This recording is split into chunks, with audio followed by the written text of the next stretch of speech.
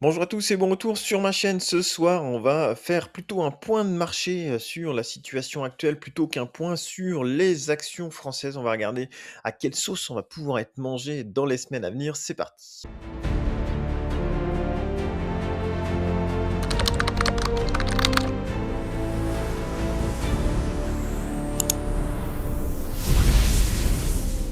Alors la semaine dernière, c'est un petit peu tout feu, tout flamme hein, sur les marchés. Vous avez bien vu, un coup ça redescend, un coup ça remonte. C'est un peu compliqué. Globalement, c'est bien descendu.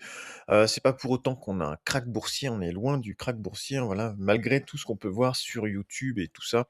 On n'est pas sur un crack boursier, hein, d'accord? Pour le moment, on est juste sur, de la volatilité de marché, comme il y a tous les ans, à chaque fois qu'il y a des choses qui se passent, des nouvelles un peu plus appuyées, eh bien, on peut avoir ce type de mouvement-là. Alors si je prends le CAC 40, vous voyez, on n'est pas du tout, enfin, il y a rien pour le moment, hein. Ici, on a perdu quoi? Entre le plus haut ici et le plus bas, oui, on est à moins, 8, allez, moins 9 entre le vraiment le plus haut et le plus bas. Si on est dans les moins 8. Donc c'est pas non plus, énorme, énorme, hein. Ça fait certes bizarre dans certains portefeuilles qui sont exposés sur notamment sur les valeurs les plus, volatiles, hein, c'est celles qui sont le plus à même de bouger.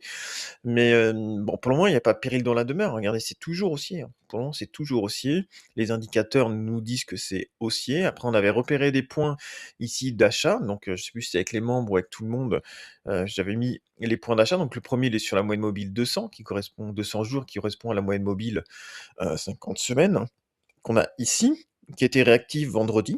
Donc à voir si ça tient. Le deuxième point, il se retrouvera vers la moyenne mobile 200 semaines ici.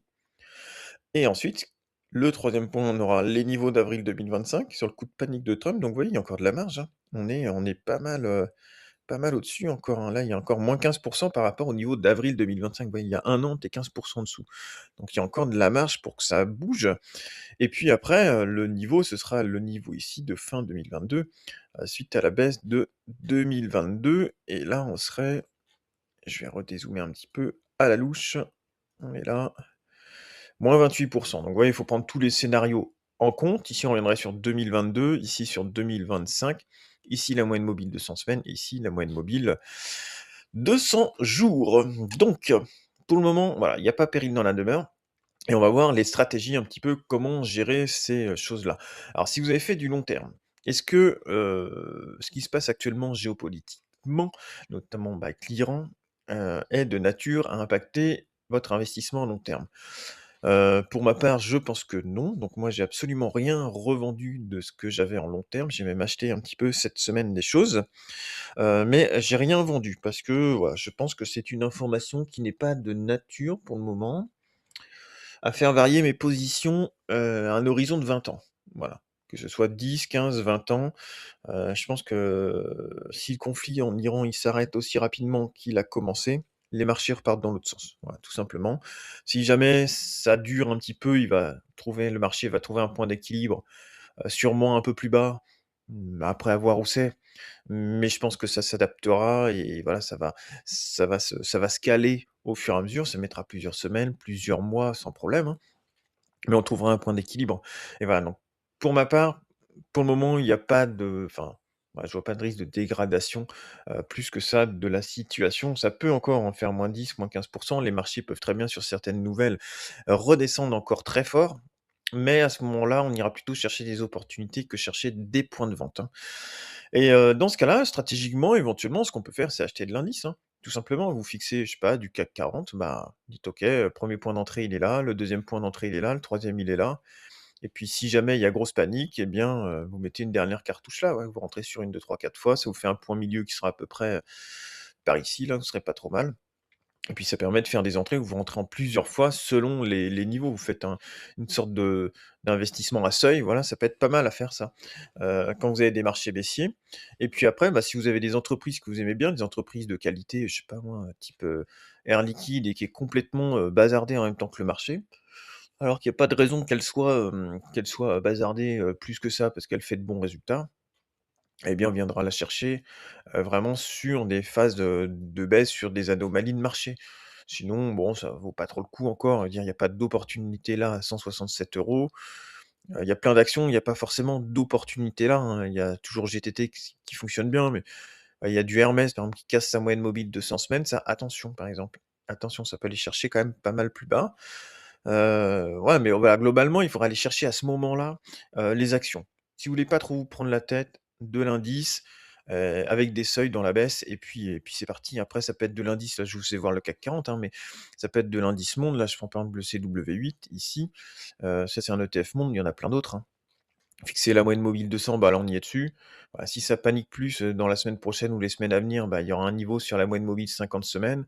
Là, il y a un niveau sur la moyenne mobile 200 semaines. Vous voyez, on reviendrait sur les niveaux ici, de mars 2025. Enfin, mars 2025, les niveaux sont là, on serait là. Sur la moyenne mobile 200, c'est quand même des signaux qui sont assez forts. Le Covid, vous voyez, on était là, on avait cassé un petit peu la moyenne mobile 200 semaines.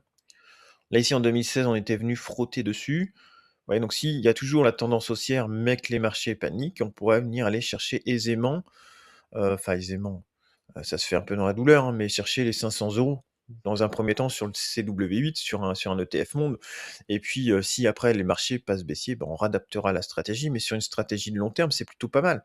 Il faut le voir, plutôt dans le sens où, bah, si les marchés prennent une grosse correction, dans les mois, voire dans les années à venir, eh bien, pour ceux qui font du long terme, certes à l'instant T sur le portefeuille, ça fait mal, mais le fait de continuer à acheter pendant plusieurs années, sur un marché qui est plutôt bas, eh bien, ça pourrait vous faire des choses qui sont bien. On n'en est pas là encore, hein, c'est pour ça, il y a encore, vous voyez, il y a encore plein de parades avant d'arriver à une galère, hein. Mais là, ouais, ça peut être des seuils d'achat, tant qu'on préserve la tendance haussière, ça peut être pas mal, hein. Au niveau du Fear and Greed Index, ça, je le sors, vous savez, quand ça commence un petit peu à paniquer, que je reçois des messages, tout ça, est-ce qu'il faut vendre et tout. Souvent, je le sors, donc là, c'est l'indice de la peur et de l'euphorie, en gros. Et donc là, on est à 27. Donc vous voyez, on est dans la peur, on n'est pas encore dans l'extrême peur en rouge. En avril 2025, on était descendu à 4, hein, ça va de 0 à 100, on était descendu à 4 sur notre petit baromètre, là, donc vous voyez, il y avait pas mal de peur. Et c'est à ce moment-là où je pense pas mal de gens ont vendu, mais à 4, on était là.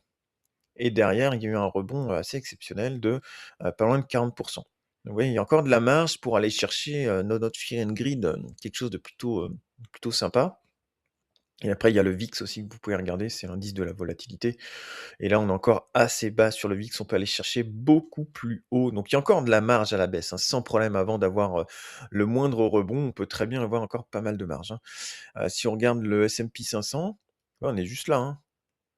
Par rapport à la moyenne mobile de 200 semaines, si on baisse comme ça, on a encore 20 dessus, hein. Donc il y a encore largement de quoi baisser, largement, largement, largement. Voilà, donc pour faire simple, stratégiquement, moi, je garde toutes mes positions actuellement. Je vends rien, moi j'ai très peu d'actions, hein, Coca, Total, Air Liquide, des choses assez basiques finalement dans mon portefeuille et puis après c'est des ETF et donc je garde horizon long terme et puis, je laisse passer l'orage tranquillou et puis, bah, voilà, on va continuer à faire nos petits investissements. Voilà, donc n'hésitez pas, hein, à mettre en commentaire, hein, si vous vendez, si vous êtes un peu dans la panique ou si vous conservez vos positions. Voilà, je vous souhaite à tous une excellente journée. On verra, comment on va être mangé la semaine prochaine. S'il y a des gros mouvements de marché, vous pouvez compter sur moi. Je viendrai vous voir avec ma petite tisane, tranquillement pour, vous masser les épaules et vous détendre parce que c'est jamais évident quand il y a des baisses de marché comme ça, pour vous apporter un petit peu de bienveillance. Voilà, je vous souhaite à tous une excellente journée. Salut.